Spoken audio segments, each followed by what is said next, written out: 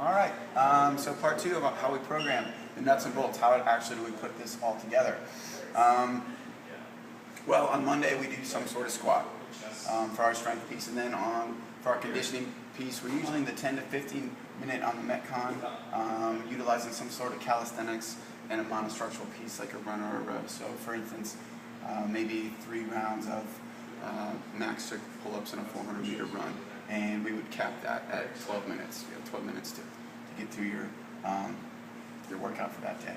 And then on Tuesdays and Thursdays, our strength piece is either weightlifting, where we do some sort of clean or snatch, or we go into the press, where we do some sort of strict press, push jerk, split jerk.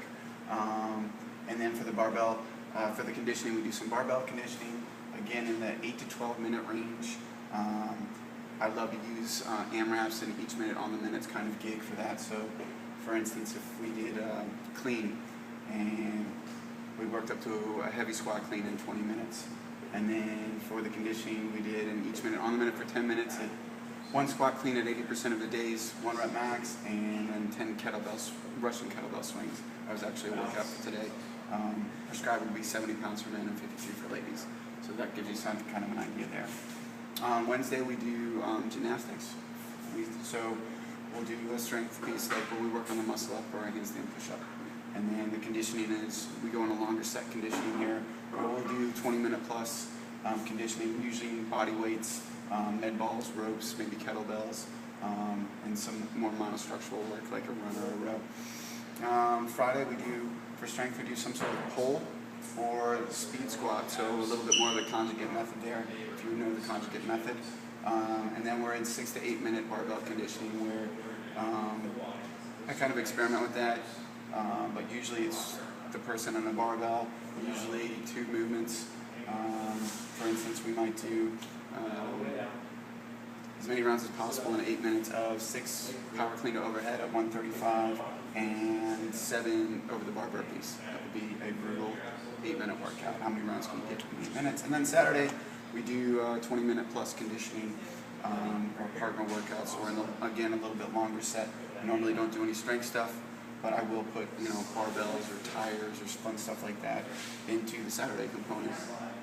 The key that I want you to really think about when you're processing this scene is that one, the law of accommodation. It states if you do anything for too long of a time, roughly 3 weeks, the body will start to adapt, and then you will cease to see the climbs. And so in our strength components, we're always rotating stuff out in 3 weeks. This goes along with periodization. All right? So 3 weeks we'll be building up to something, and then the 4th week of the month we'll kind of back down the volume, and we'll let people's bodies recover. We call it a deload week. And you can see the strength gains keep going over time, which keeps our athletes very, very efficient, very, very healthy. Plus they're getting PRs, so they love to have fun. And then it's important to note in the conditioning pieces that I very rarely do I hit the same conditioning piece in a row. So if I did pull-ups on Monday, you wouldn't see pull-ups again maybe till Wednesday when we were working on muscle up.